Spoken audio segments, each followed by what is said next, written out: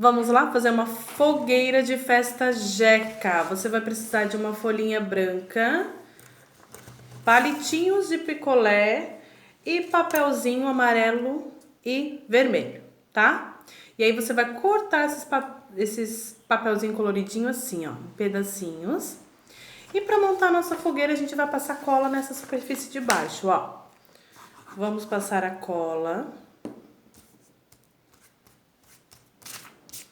E vamos colando os palitinhos de picolé.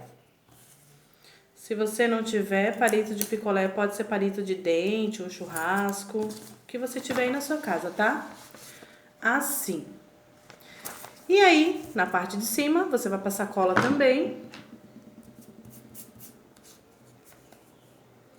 E a gente vai colar os papelzinhos picadinhos que a gente picou, ó.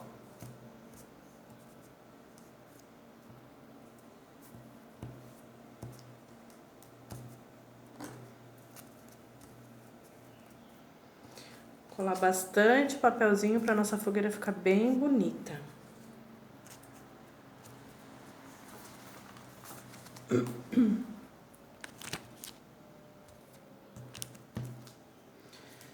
Vamos lá, o prof tá terminando aqui, eu já vou te mostrar só um pouquinho.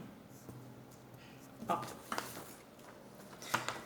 E assim você vai fazendo a sua fogueira. Pode colar bastante papelzinho picadinho, tá bom?